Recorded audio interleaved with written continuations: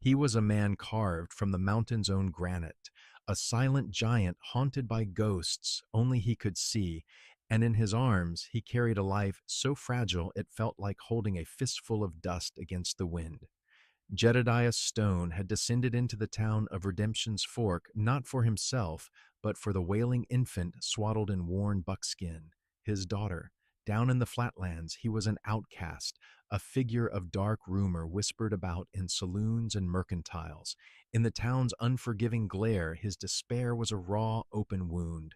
Across that same dusty street, a woman named Elara Vance stood as a fortress of quiet dignity, a widow besieged by a tyrant who sought to steal the last thing she had in the world, a worthless patch of land that held a secret worth killing for. She was a pillar of resilience against the town's scorn, and when she saw the mountain man's agony, she offered a kindness that would ignite a war, forging an alliance between two broken souls against the corrupt heart of the West. The dust of Redemption's Fork tasted of grit and failed prayers.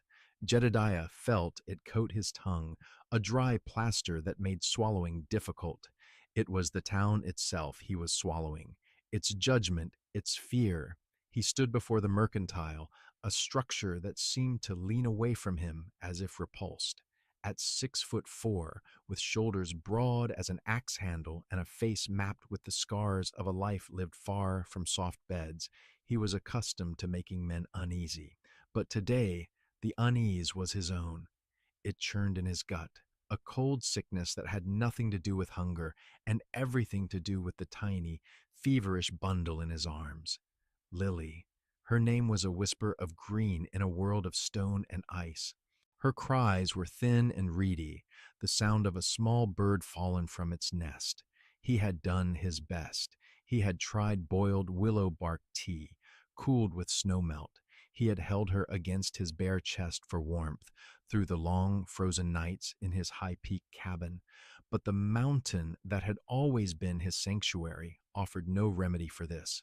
Her skin was hot to the touch, her wails growing weaker. He needed milk, real milk, and for that he had to face the world he had abandoned. He pushed open the door to the mercantile. The jingle of the bell above was unnaturally loud in the sudden hush that fell over the store's occupants. A few women in calico dresses clutched their baskets tighter, averting their eyes.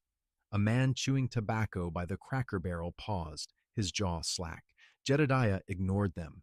His focus was singular, narrowed to the task at hand, like the sights on his Hawken rifle.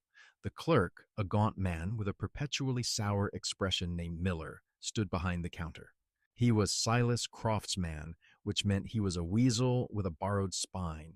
Miller's eyes flickered from Jedidiah's scarred face to the bundle in his arms, and a sneer curled his lip. "We don't serve your kind here," Miller said, his voice just loud enough for the entire store to hear. The words were meant to sting, to mark him as other, a wild man, a squaw man. Jedidiah's jaw tightened, a muscle jumping along the hard line of it. He did not rise to the bait. His voice, when it came, was a low rumble, like rocks grinding deep in the earth. "I need goat's milk for the child." "The child?" Miller snorted, a wet, ugly sound. "Don't see no child. Just see a half-breed brat wrapped in hides. We got nothing for you." A red haze threatened the edges of Jedidiah's vision. The instinct to reach across the counter, to feel the man's brittle bones give way in his grip, was a physical force, but the weak, whimpering cry from the bundle in his arms anchored him. Violence would solve nothing. It would only leave his daughter to starve. He stood there, a mountain trapped, his power useless against the small-minded cruelty of a town clerk. Desperation was a bitter taste in his mouth.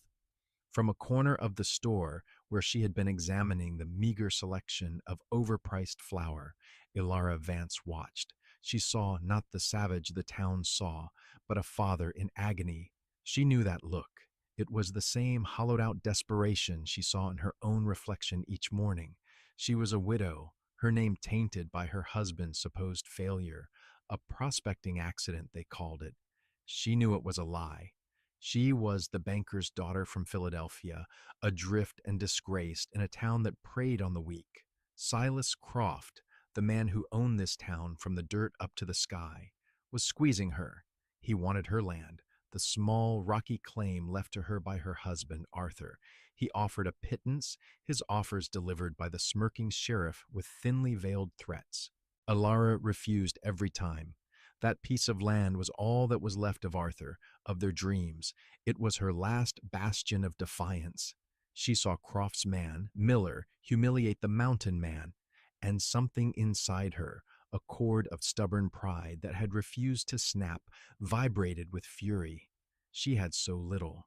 Her coins were counted out for flour and salt pork, a careful arithmetic of survival. But this public cruelty, aimed at a helpless infant, was an offense she could not abide. She walked forward, her worn boots making a soft, determined sound on the dusty floorboards. The hush in the store deepened. All eyes turned to her, the town's other outcast. She stopped beside Jedidiah, not looking at him, but fixing Miller with a gaze as cool and clear as winter ice. "I will be purchasing a can of goat's milk, some flannel for swaddling, and a small sack of cornmeal," she stated, her voice even and devoid of tremor. She placed her carefully counted coins on the counter. It was nearly everything she had. Miller blinked, momentarily flustered. That's for you, Mistress Vance." "It is," she said, her chin high, "and it is none of your concern what I do with it." The clerk's eyes darted nervously toward the back room, as if expecting Silas Croft himself to materialize. But he was trapped by the rules of commerce. Money was money. With ill grace, he retrieved the items, slamming them onto the counter. Elara gathered them into a small parcel. Then she turned to the silent giant beside her. She didn't offer platitudes or apologies for the town's behavior. She simply held out the parcel to him. Her eyes met his, and for a fleeting second, she saw past the hard, scarred exterior to the raw gratitude and shock within. His eyes were the color of a stormy sky, and they held more pain than any one man should have to carry.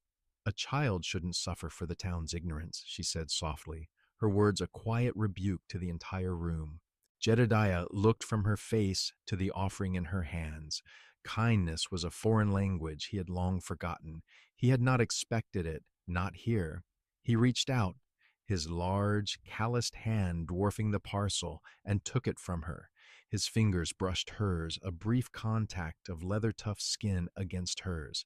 He opened his mouth to speak, but the words were lodged in his throat, a knot of emotion he had no name for. He gave her a single, sharp nod, a gesture that conveyed more than a flowery speech ever could, then turned and walked out of the mercantile, the bell announcing his departure into a world that felt, for the first time in a long time, marginally less hostile. Elaris watched him go, feeling the weight of every stare in the room. She had just bought more than milk. She had bought herself a new level of trouble with Silas Croft. She knew it as surely as she knew the sun would set. But as she turned to leave, a strange sense of rightness settled in her chest. She had drawn a line in the dust. She had stood for something.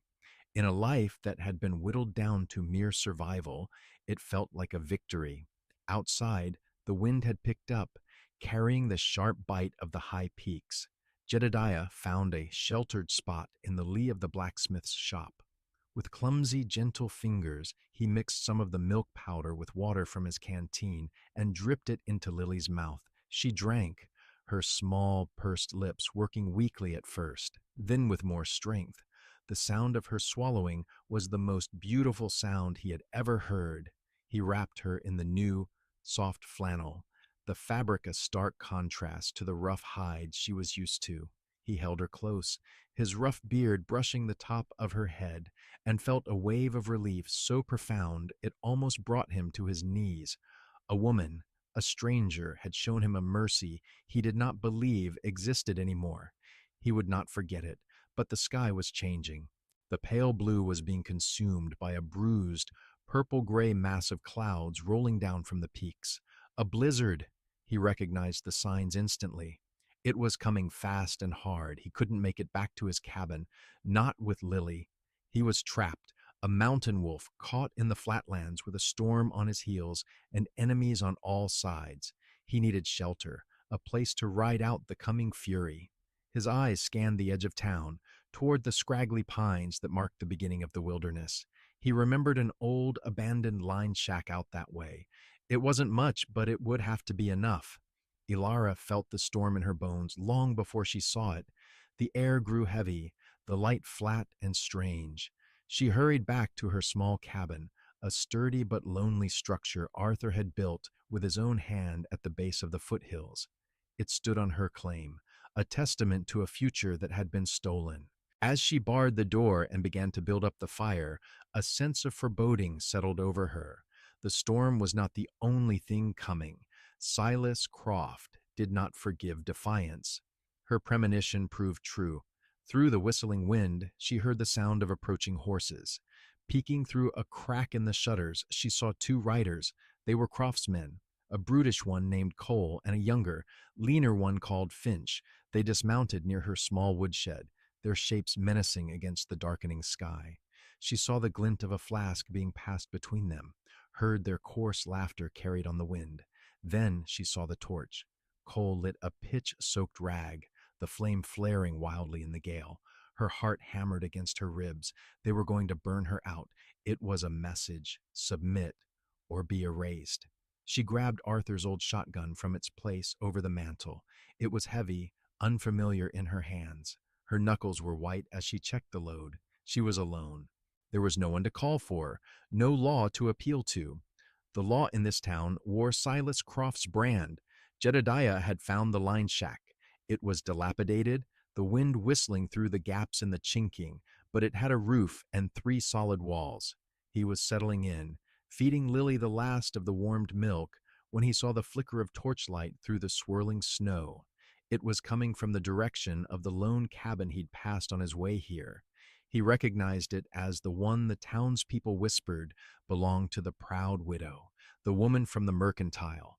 A cold, hard fury, different from the hot rage he'd felt earlier, settled in his chest. Croft was punishing her for her act of kindness to him. He was the cause of this. His debt to her had just grown immeasurably. He laid Lily carefully in a makeshift cradle he'd fashioned from his pack, tucking his thickest fur around her. "I will be back," he whispered, his voice a vow. Then he slipped out of the shack and into the storm. He moved without a sound, a phantom blending with the snow and shadows. The wind covered his approach. He was in his element now. This was a hunt. Cole and Finch were laughing, drunk on cheap whiskey and their own petty power. Cole held the torch to the dry wood of the shed. The kindling began to smoke, to catch. They never saw Jedidiah coming. He emerged from the blizzard like an avenging spirit. He hit Finch first, a single precise blow to the side of the head that dropped him into the snow without a sound. Cole spun around, his eyes wide with shock and fear, the torch dropping from his hand.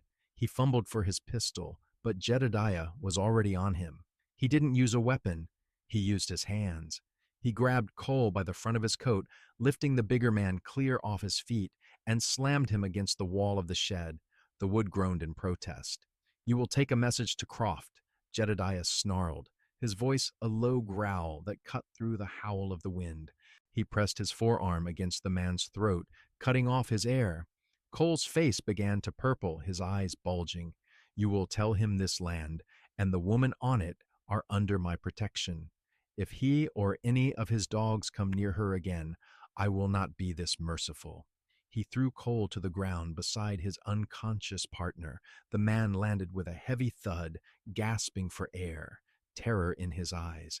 Jedidiah kicked out the fledgling fire, smothering the flames with snow. He gave the cowering man one last look of pure menace, then turned and vanished back into the storm as quickly as he had appeared. Inside the cabin, Elara had watched the entire exchange through the shutter, the heavy shotgun resting on the sill. She had seen the silent, brutal efficiency of the mountain man. He had moved not like a man, but like a panther. He had defended her. He had claimed to protect her. Why? For a can of milk? It didn't make sense. The blizzard hit with the force of a physical blow.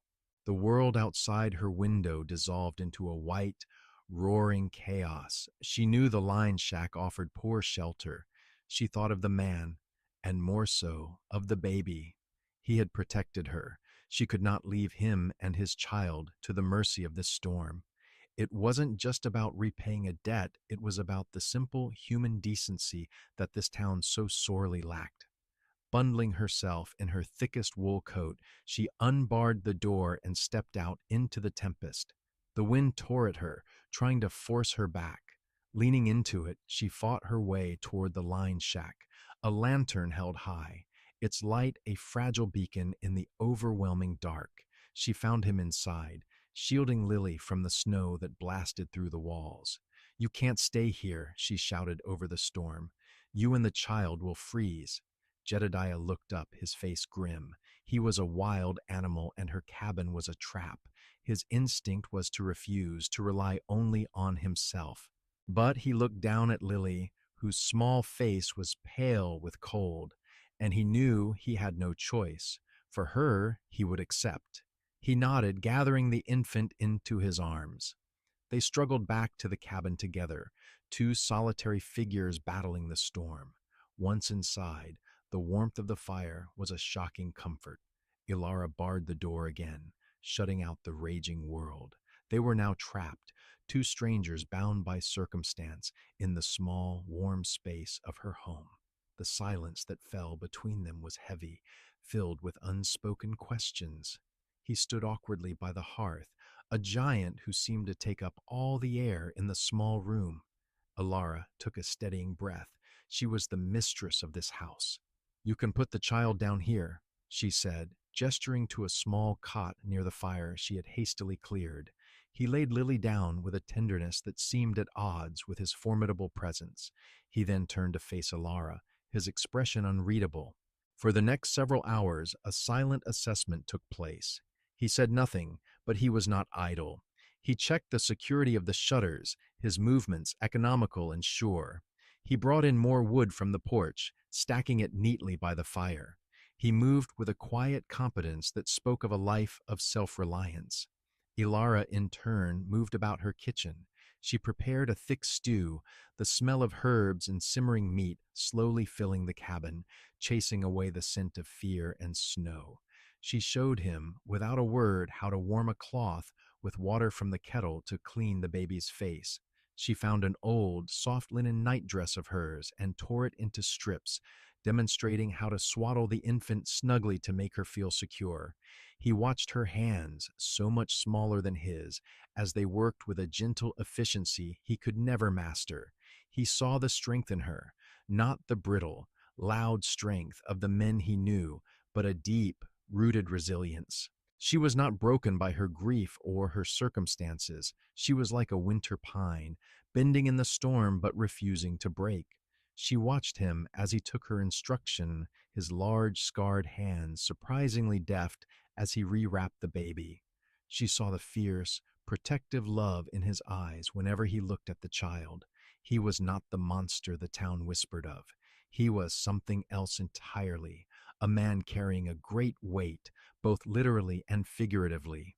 They were two outcasts, isolated from the world by a wall of white, and in that enforced proximity, the first fragile threads of trust began to weave themselves in the quiet air between them. The storm raged for 3 days. The world shrank to the four walls of the cabin. The rhythm of their life was dictated by the baby's needs and the fire's hunger. Lily, warm and fed, began to thrive.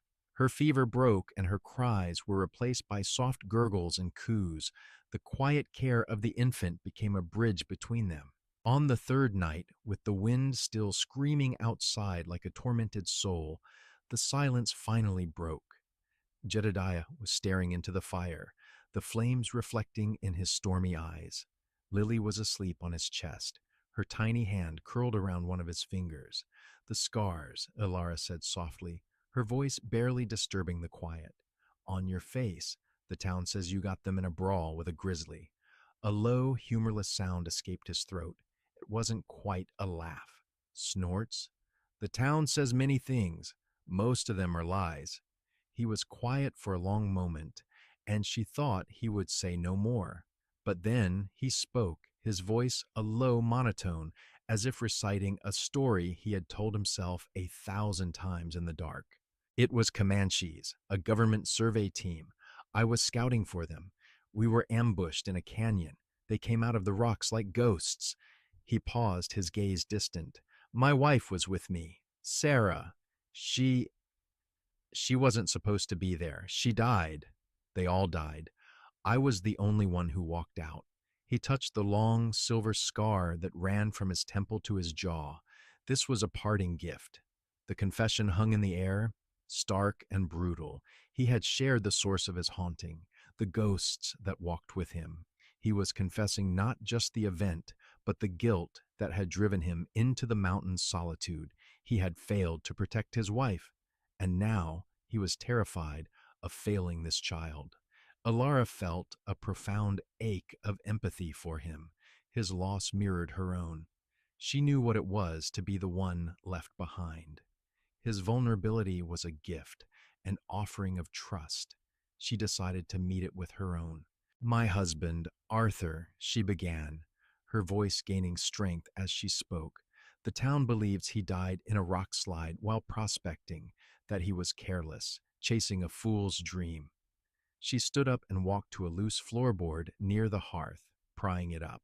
From the hollow beneath, she removed a small, oilskin-wrapped package. She brought it to the table and unwrapped it. Inside was a leather-bound journal. This is Arthur's. I found it tucked in his saddlebags after the accident.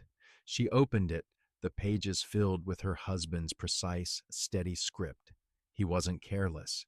He was murdered. She pushed the journal toward Jedidiah. Silas Croft knew Arthur was close to a major silver strike. He tried to buy the claim, but Arthur refused. It's all in here, the threats, the intimidation. She turned a page, revealing a meticulously hand-drawn map. This is the map to the lode. Croft had him killed for this. The sheriff, his man, arranged the rock slide to look like an accident. Jedidiah looked from the journal to her face. Her expression was one of fierce, righteous anger. The puzzle pieces clicked into place. This wasn't just about a land grab. It was about covering up a murder and stealing a fortune. Her fight was not for a piece of dirt. It was for justice. His fight was no longer just about protecting her from harassment. It was about standing against the man who had corrupted this entire valley. Their individual struggles had merged. His debt to her, her need for a protector, it had all transformed into a shared purpose. They were no longer just a man and a woman sheltering from a storm. They were partners. An alliance had been forged in the heart of the blizzard, sealed by the confession of old wounds and the revelation of a deadly secret. He will not stop, Jedidiah said, his voice flat and certain. He looked at the map, then at Elara.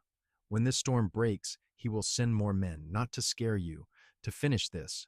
I know, she replied, her gaze unwavering. I will not run. This was Arthur's home. It is my home now. Then we fight, he said. It was not a question, it was a statement of fact, a pact made in the firelight of a besieged cabin, while the world outside remained lost in a fury of snow and wind. When the dawn of the fourth day broke, it was to a world of blinding white and profound silence. The blizzard had passed, leaving behind a landscape of pristine, deadly beauty. The quiet was deceptive. It was the calm before a new, more deliberate storm. Jedidiah was already awake, his senses on high alert. He had not truly slept. He had spent the night watching, listening, preparing. They will come at dawn, he told Elara. They'll think we're exhausted, our guard down after the storm. He had shown her how to load and fire Arthur's shotgun, his large hands guiding hers until the movements were less awkward, more certain. He placed her by the cabin's single front window, the one with the clearest field of view. Don't fire until they are close, he instructed. Aim for the center of a man. Don't think, just do. He took up his position by the side window, which overlooked the path from the woods. His hawk and rifle rested in his hands with a familiar, comforting weight. The cabin was small, but it was defensible. The deep snow would slow their approach. They did not have to wait long.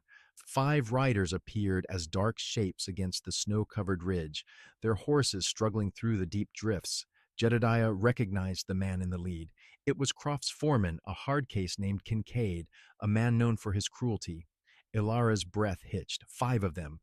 Her heart hammered against her ribs, a frantic drumbeat of fear. But as she looked at Jedidiah's profile, calm and focused as a hawk on the wing, a strange sense of resolve settled over her. She would not be the frightened victim cowering in the corner. She would be a fighter. She rested the shotgun on the windowsill, its cold steel a reality against her cheek. Kincaid and his men dismounted 100 yards out, tethering their horses and advancing on foot. They moved with a swaggering confidence, rifles held loosely, certain they were coming to deal with a lone woman. They spread out, attempting to surround the small cabin. "Wait," Jedediah murmured, his voice a low rumble. Elara could feel the tension in the small room coiling like a spring. The men were halfway to the cabin now, their boots crunching in the snow. "Now," Jedediah said. The blast from his Hawken rifle shattered the morning silence. It was a deafening roar. One of the men on the far right cried out and crumpled into the snow, clutching his leg. He had aimed to wound, not to kill. It was a warning shot. The other men scrambled for cover, their confidence evaporating into shock. They hadn't expected resistance, let alone from a marksman of this caliber. Kincaid roared an order, and they began to return fire. Bullets thudded into the log walls of the cabin, sending splinters flying. Elara flinched, but held her position. She saw one of the men break cover, making a run for the blind side of the cabin. He was close, too close. She remembered Jedediah's words. "Don't think, just do." She took a breath, aimed, and squeezed the trigger. The shotgun bucked against her shoulder, a brutal, powerful kick. The spray of buckshot tore through the air, catching the running man in the chest and shoulder. He was thrown backward into a snowdrift, his rifle flying from his hands. He didn't get up. A stunned silence followed the second blast. Kincaid and the remaining 2 men stared at the cabin, their expressions a mixture of disbelief and fear. They had been hit from 2 different directions. There wasn't just one person in there. Jedidiah used their hesitation. He reloaded his rifle with a speed born of long practice, the movements fluid and precise. He fired again. Another man yelped, a bullet tearing through the fleshy part of his arm, and he dropped his rifle, retreating back toward the horses. It was over in less than a minute. Kincaid, left with only 1 uninjured man and 2 wounded, realized the futility of the attack. They were exposed, outgunned, and outmaneuvered. He shouted a curse, a promise of retribution, and then they were scrambling, dragging their wounded comrades back to their horses and retreating the way they had come. The silence that descended was more profound than before. The only sounds were the crackle of the fire and Alara's own ragged breathing. The smell of gunpowder was sharp and acrid in the air. She looked down at the shotgun, then out the window at the still form in the snow. A wave of nausea and shock rolled through her. She had shot a man. Jedidiah came to her side. He gently took the shotgun from her trembling hands. "You did what you had to do," he said, his voice quiet but firm. "You defended your home." He looked at her, his gaze intense. "You were steady." The simple praise was an anchor in the storm of her emotions. She had not crumpled. She had not panicked. She had stood her ground. A new, unfamiliar strength bloomed within her, fragile but real.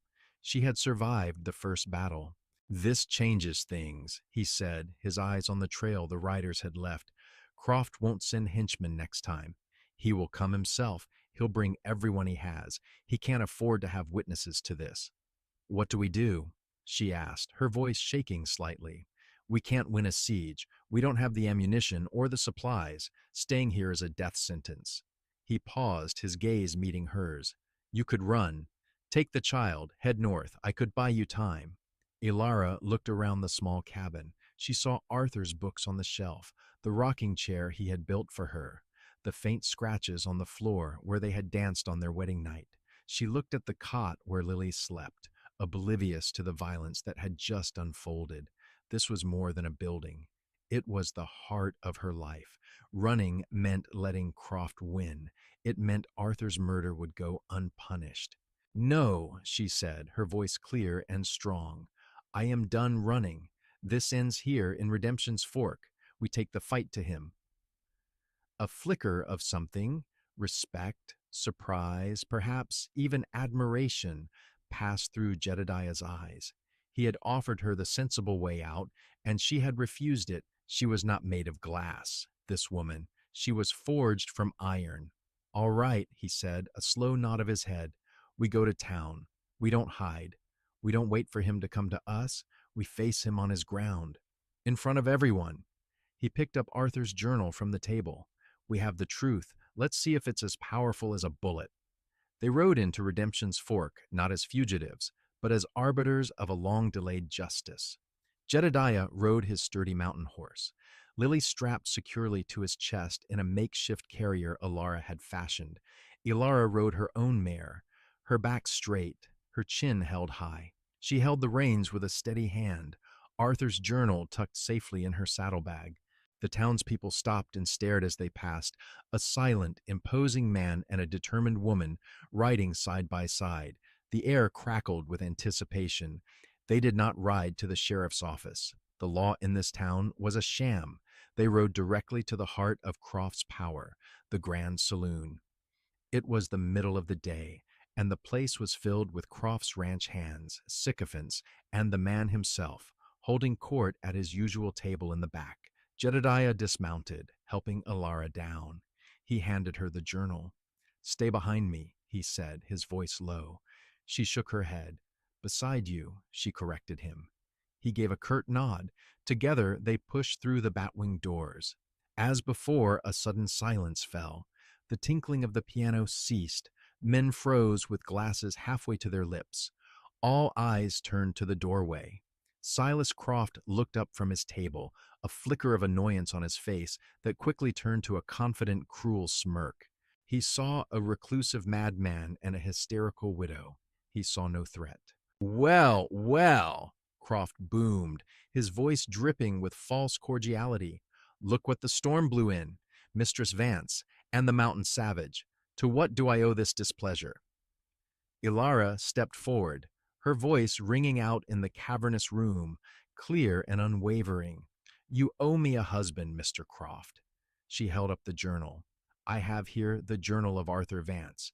In it, he details your repeated threats, your attempts to intimidate him, and your desire to steal his silver claim." Her voice rose, filled with righteous fury. "And he details how he was to meet your man, Sheriff Brody, at the quarry on the day he died. This is not the journal of a man expecting an accident. It is the journal of a man who feared for his life." She threw the book onto the center of a poker table. "You murdered my husband, Silas Croft. You had him killed for his claim, and you used your bought and paid for sheriff to cover your tracks." A collective gasp went through the room. It was one thing to whisper such things in dark corners. It was another to declare it in the lion's den. Croft's face, which had been a mask of amusement, hardened into a dark thundercloud. The pretense was over. "Lies," he spat, rising to his feet. "The desperate fantasies of a grieving woman." He gestured to Sheriff Brody, who was standing near the bar. "Sheriff, arrest this woman for slander, and arrest this animal for threatening my men." Sheriff Brody, a man whose spine was as yellow as the stripe on his trousers, drew his pistol. Two of Croft's most loyal henchmen did the same. The townspeople, the Greek chorus of Redemption's Fork, shrank back against the walls, becoming passive observers to the final act. But as the sheriff took a step forward, Jedidiah moved. He was not fast like a gunslinger. He was swift like an avalanche. He crossed the space between them in two long strides and hit the sheriff with a single, brutal blow to the jaw. Brody went down like a sack of grain, his pistol clattering across the floor. Before the other two men could even register what had happened, Jedidiah had his Hawken rifle in his hands. He didn't fire it. He used it as a club, the heavy stock swinging in a devastating arc that shattered one man's wrist and sent the other stumbling back into a table, which collapsed under his weight. The saloon erupted into chaos, but it was a one-sided chaos. Jedidiah was a force of nature unleashed. He moved through the room, a whirlwind of controlled violence, dismantling Croft's power structure one man at a time. He was not a brawler. He was a soldier. Every move was precise, efficient, and final. Men who charged him were met with an unmovable wall of muscle and bone, and they fell away broken. Croft watched, his face a mask of disbelief, as his empire of fear crumbled around him in a matter of seconds. His men were either unconscious on the floor or cowering in the corners. The townspeople were staring, their fear of him being replaced by a dawning awe for the mountain man. In that moment, Croft was stripped of his power. He was just a man, and a cowardly one at that. Seeing his authority shattered, his primal instinct took over. He pulled a small derringer from his vest pocket, his eyes wild with desperation. He didn't aim for Jedidiah, the source of his ruin. He aimed for the woman who had dared to defy him. He aimed for Elara. He fired. But Jedidiah, anticipating the coward's move, was already moving. He threw himself in front of Elara, a human shield. The bullet tore through the thick muscle of his shoulder, the impact spinning him around. He grunted in pain, but did not fall. The rage in his eyes was terrifying to behold. Ignoring the fire in his shoulder, he lunged for Croft. He grabbed the smaller man by his fancy cravat, lifting him off the ground and slamming him back against the bar. Bottles shattered, whiskey splashing everywhere. Croft clawed at Jedidiah's hand, his face pale with terror. "It's over," Jedidiah growled, his voice a low, final judgment. He didn't kill him. Death was too easy a punishment. He simply held him there, helpless and humiliated, until the fight had completely drained out of him. He then shoved him away, and Croft collapsed to the floor, a broken, sobbing mess. Justice had been served, not by a badge or a noose, but by the raw, unyielding code of the mountains. In the ringing silence that followed, Elara rushed to Jedidiah's side. "You're hurt," she breathed, her hands hovering over his bleeding shoulder. Lily, who had been quiet on his chest through the entire ordeal, began to cry, sensing her father's pain. Jedidiah looked down at the child, then at Elara. "It is a scratch," he said, his voice softer now. The townspeople stared, no longer at a savage, but at a protector, a hero. The fear that had held redemption's fork in its grip for so long was finally irrevocably broken. They left the saloon without a backward glance, leaving the town to deal with the wreckage of Croft's reign. They rode back to the cabin, the place that was no longer just Elara's refuge, but their shared sanctuary. The immediate danger was gone. The air was clean and cold, and the snow-covered world seemed washed clean of its sins. Back at the cabin, the warmth of the hearth felt like a benediction.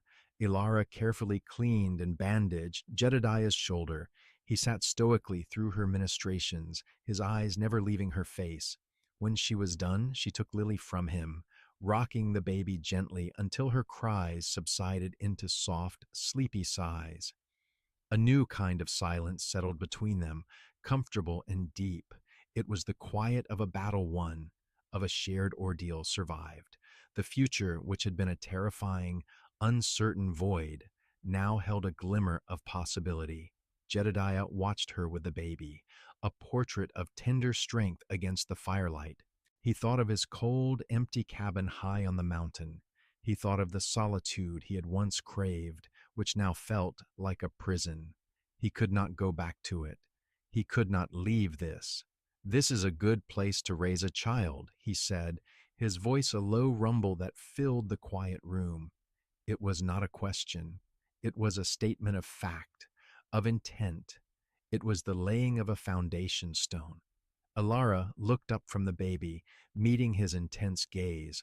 A small, slow smile touched her lips, a genuine smile that reached her eyes, making them shine. It was a smile of hope, of relief, of beginning. She simply nodded, a single, eloquent gesture that said everything.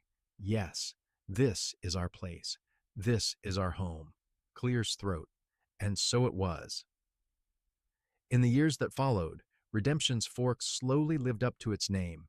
With Silas Croft's power broken, his empire crumbled into dust, and the town found a truer, more honest footing. The story of what happened in the Grand Saloon became legend, a cautionary tale whispered by old-timers about the day the mountain came to town. Jedidiah Stone and Elara Vance, bound by the fire of adversity, built a life on the claim that had cost one man his life and another his soul. They worked the silver vein, not for great wealth, but for the security and peace it could provide. The small cabin grew, room by room, into a warm and welcoming ranch house. Lily grew up with the strength of the mountain in her bones and the fire of her mother's resilience in her heart, and she was soon joined by two brothers with their father's stormy eyes and their mother's quiet smile. The solitary mountain man, scarred by loss, had found his family. The outcast widow, besieged by corruption, had found her justice and her home. And together they forged a legacy, not of silver or of gold, but of a love as strong and enduring as the granite peaks that watched over them, a testament to the fact that even in the most unforgiving of lands, the most powerful force of all is a kindness offered in the dark. Hi, my name is William Sunny, the owner and manager of Iron Cowboy Gardena. After watching the video, Mountain Man sat with his infant in despair until a widow showed kindness fire. Child needed, I'd really like to know what you think. How did this story make you feel?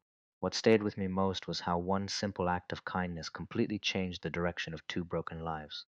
Jedidiah came into town carrying fear, grief, and desperation for his little girl, while Elara was already fighting her own battles alone.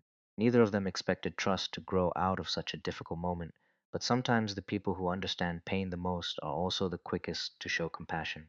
Do you think Elara would have stood up to Croft if she hadn't met Jedidiah? And what moment made you realize the mountain man wasn't dangerous at heart, but simply protecting the people he loved? I think this story quietly reminds us that kindness matters most when someone feels forgotten or alone. Even a small gesture can completely change another person's future. If this story meant something to you, feel free to leave a comment, like, or subscribe. I always enjoy hearing your thoughts and seeing which part of the journey stayed with you the most.